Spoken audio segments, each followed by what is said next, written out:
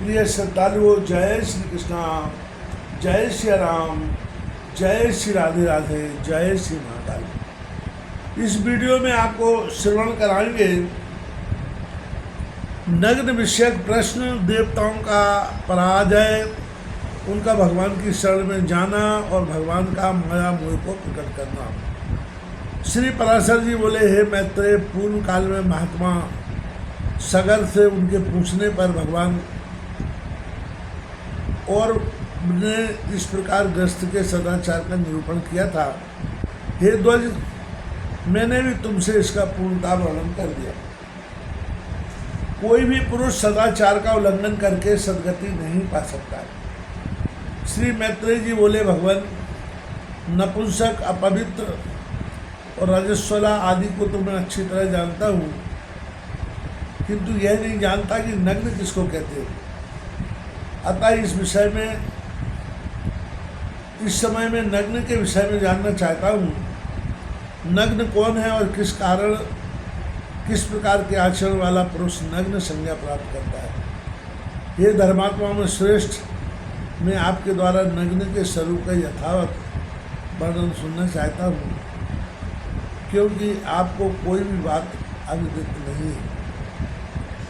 श्री पराशर जी बोले, हे ध्वज, ऋक, साम और यजु यह वेद त्रयी वर्णों का आवरण स्वरूप है। जो पुरुष मोह से इसका त्याग कर देता है वह पापी नग्न कहलाता है। हे ब्राह्मण, समस्त वर्णों का संवरण रखने वाला व्यस्त वेद त्रयी ही है। इसलिए उसका त्याग कर देने पर पुरुष नग्न हो जाता है, इसमें कोई संदेह नहीं है। हमारे पितामह धर्मज्ञ वशिष्ठ जी ने इस विषय में महात्मा भीष्म जी से जो कुछ कहा था वह श्रवण करें। हे मैत्रेय, तुमने जो मुझसे नग्न के विषय में पूछा है, इस संबंध में भीष्म के प्रति वर्णन करते समय मैंने भी महात्मा वशिष्ठ जी का कथन सुना था। पूर्व काल में किसी समय 100 दिव्य मस्तक देवता और असुरों का परस्पर युद्ध हुआ। उसमें हृदय प्रवृत्ति दैत्यों द्वारा देवगण पराजित हुए। अतः देवगण ने क्षीर सागर के उत्तरीय तट पर जाकर तपस्या की और भगवान विष्णु को आराधना के लिए उस समय इस स्तव का गान किया। देवगण बोले, हम लोग लोकनाथ भगवान विष्णु की आराधना के लिए जिस वाणी का उच्चारण करते हैं, उससे वे आद्य पुरुष श्री विष्णु भगवान प्रसन्न हों, जिस परमात्मा से संपूर्ण भूत उत्पन्न हुए हैं और जिनमें वे सब अंत में लीन हो जाएंगे। संसार में उनकी स्तुति करने में कौन समर्थ है। ये प्रभु, यद्यपि आपका यथार्थ स्वरूप वाणी का विषय नहीं है, तो भी शत्रुओं के हाथ से विश्वस्त होकर पराक्रमहीन हो जाने के कारण हम अभय प्राप्ति के लिए आपकी स्तुति करते हैं। पृथ्वी, जल, अग्नि, वायु, आकाश, अंतःकरण, मूल प्रकृति और प्रकृति से परे पुरुष, ये सब आप ही हैं। ये सर्वभूतात्मन ब्रह्मा से लेकर स्तंभ पर्यंत स्थान और कालादि भेदयुक्त यह मूर्तामूर्त पदार्थ में संपूर्ण प्रपंच आप ही का शरीर है। आपके नाभि कमल से विश्व के उपकारार्थ प्रकट हुआ जो आपका प्रथम रूप है। हे ईश्वर, उस ब्रह्म स्वरूप पर नमस्कार है। इंद्र, सूर्य, रुद्र, वसु, अश्विनी कुमार, मरुदगण और सोम आदि देवयुक्त हम लोग भी आप ही का एक रूप है। अतः आपके उस देव रूप को नमस्कार है। हे गोविंद, जो दम्भमयी, अज्ञानमयी तथा तितिक्षा दम्भ से शून्य है, आपको उस देवी मूर्ति को नमस्कार है जिस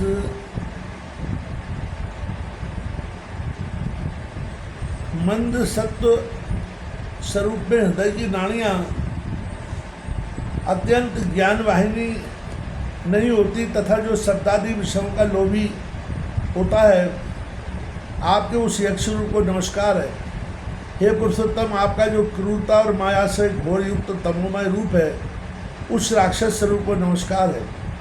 हे जनार्दन, जो स्वर्ग में रहने वाले धार्मिक जनों के यागादि सद्धर्मों के फल सुखादि की प्राप्ति कराने वाला आपका धर्म नामक रूप है, उसे नमस्कार है।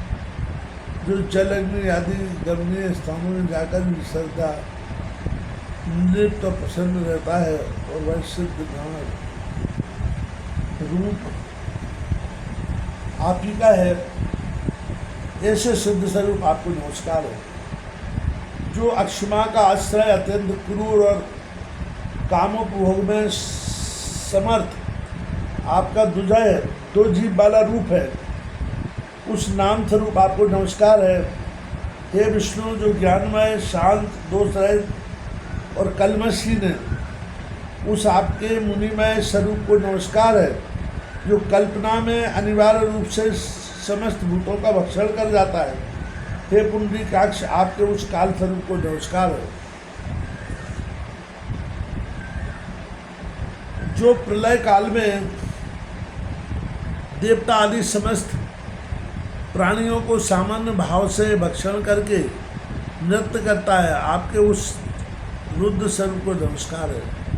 रजोगुण की प्रवृत्ति के कारण जो कर्मों का कारण रूप है, जनार्दन, आपके उस मनुष्यात्मक स्वरूप को नमस्कार है। सर्वात्मक जो उद्योग जो 28 पदयुक्त तपोमय और उन्मार्गगामी है, आपके उस पशु रूप को नमस्कार है।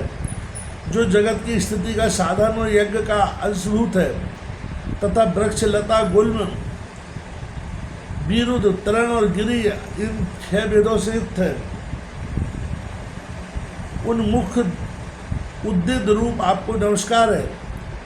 त्रियक मनुष्य तथा देवता आदि प्राणी, आकाश आदि पंचभूत और शब्द आदि उनके गुण, ये सब सबके सब आदिभूत आप ही के रूप हैं, अतः आप सर्वात्मा को नमस्कार है। हे परमात्मा, उत्तम और महत्ता दिवस इस संपूर्ण जगत से जो परे है, सबका आदि कारण है तथा जिसके समान कोई अन्य नहीं है, आपके उस प्रकृति आदि कारणों के भी कारण आपको नमस्कार है। हे भगवान, जो शुक्लादि रूप से दीर्घता आदि परिमाण से तथा घनता आदि गुणों से रहित है, इस प्रकार जो समस्त विशेषों का अविषय है तथा परवंशियों का दर्शनीय एवं शुद्धाति शुद्ध है, आपको स्वरूप को नमस्कार करते हैं। जो हमारे शरीरों में, अन्य प्राणियों के शरीरों में तथा समस्त वस्तुओं में वर्तमान है, अजन्म और अविनाशी है तथा जिससे अतिरिक्त और कोई भी नहीं है, उस ब्रह्म स्वरूप को नमस्कार करते हैं। परम पद ब्रह्म ही जिसका आत्मा है, ऐसे जिस सनातन और अजन्म भगवान का यह सकल प्रपंच रूप है,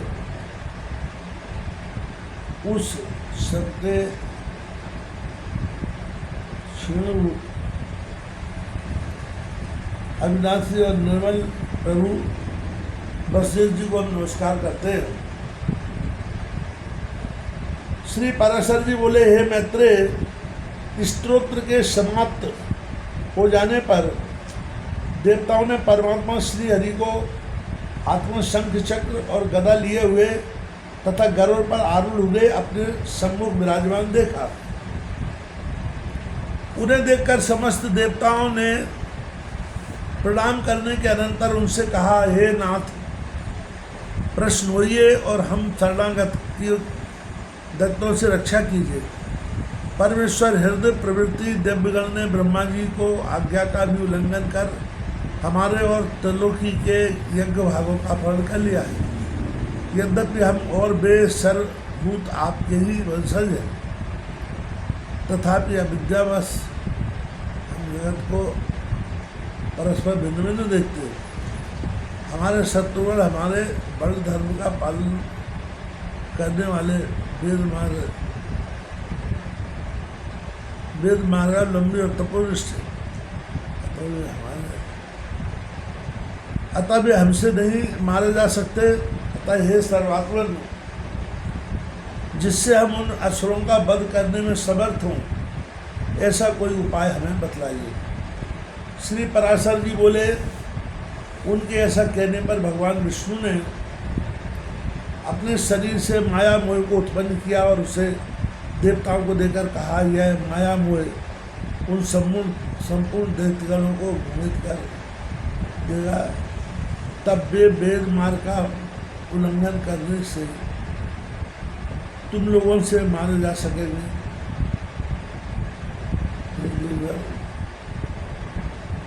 जो हे देवगण, जो कोई देवता अथवा ब्रह्मा जी के कार्य में बाधा डालते हैं, वे सृष्टि की रक्षा में तत्पर मेरे बद्ध होते हैं। अतः मैं देवगण, अब तुम जाओ, डरो मत, यह माया मोह आगे से तुम्हारा उपकार करेगा। श्री पराशर जी बोले, भगवान की ऐसी आज्ञा होने से देवगण उन्हें प्रणाम कर जहाँ से आए थे वहीं चले गए तथा उनके साथ माया मोह में भी यही अनुसरण हुई।